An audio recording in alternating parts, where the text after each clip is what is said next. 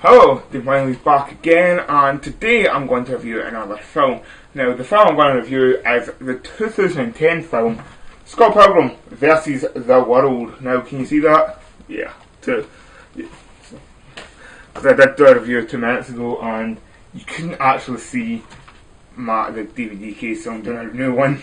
So anyway, this film, when I watched this film, it was a year ago I watched it for the first time, and this boy's my college place, Servatorix, who's on YouTube, so check him out. And a boy called Andrew, so there's a shout out for you, Andrew, if you still watch my videos. But yeah, they told me I should watch this film because this film is fantastic, blah blah blah. And I went home, I downloaded it, I turned it on, I watched it, and yeah, I quite liked it. It was quite good. And then last night, I watched Billy Connolly, Noddings with Billy Connolly.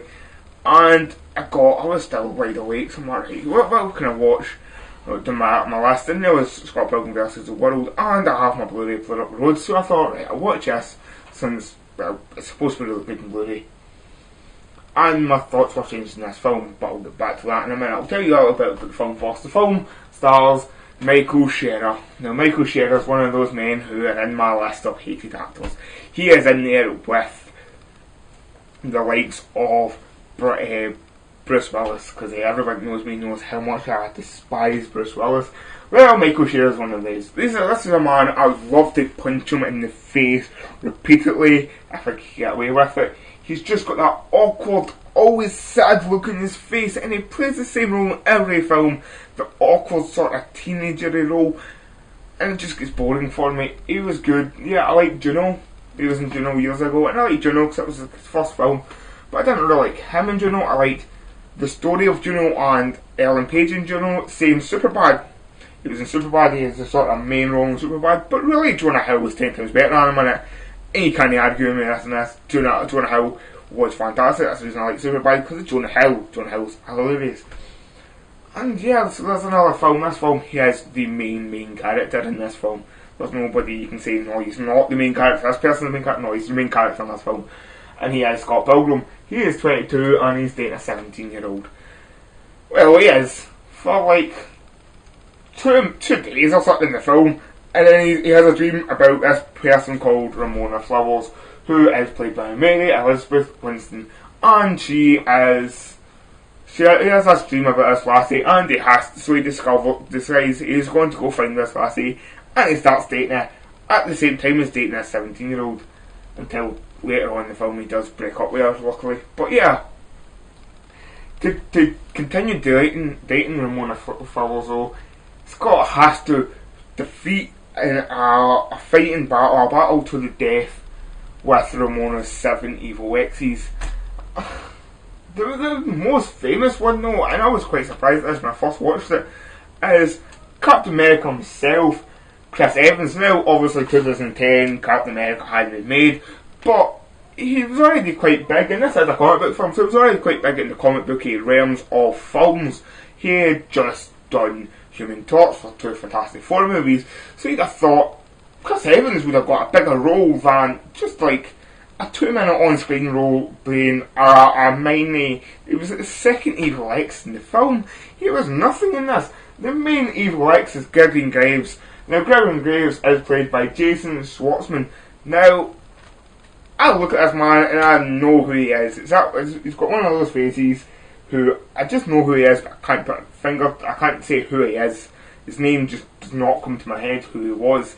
And I looked at him up on IDM, and I actually should have looked at seeing what he was in, but I didn't. I looked up his name to see what his name was, but really that's all I've done.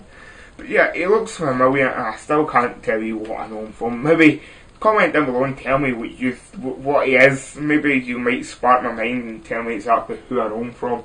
But yeah, so basically Scott has to defeat these 7 evil exes, well, 6 evil exes, and the leader, Gideon Graves, to continue dating this Ramona Flowers.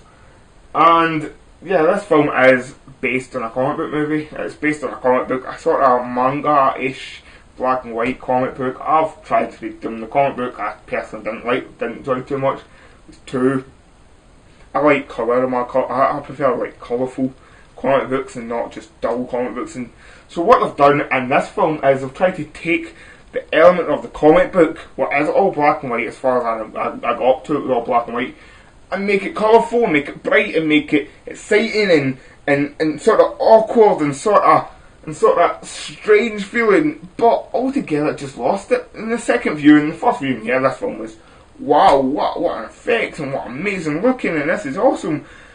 And then the second viewing, because that's more my second viewing of this film, and it was just cheesy and overplayed and too much bollocks. Basically, I just did not enjoy it. So yeah, personally, I would say this film is at 3 at the most. I'm not very. I would say I know I'm doing movie reviews, but I'm not very critical, critical to films. I like rating films in a sort of highish level. I don't like to give them the lowest rating. If I can give them a 3 or a 2.5, and the 3 is kind of, it points as a 3, I'll give it a 3 all over, because I'm nice. But yeah, film 3, but really not that great. I have to say, I've seen better films with better effects. Maybe it'd been better if they just took Michael Shearer and put Chris Evans in it. See if they had all Chris Evans and no Michael Shearer, or like Michael Shearer killing Michael Shearer at the beginning. I love this film. It's just maybe it's just my hatred for Michael Shearer. I can't get over how much I can't stand this film. But yeah, comment down below. Tell me what you think of this film. Also, comment down below. Tell me what you think of Michael Shearer. See if any of you actually think anything different about him, because it's maybe. I know a lot of people who have argued with me about my Bruce Willis hating. So a lot of people are probably going to have a comment on my hating for Michael Shearer.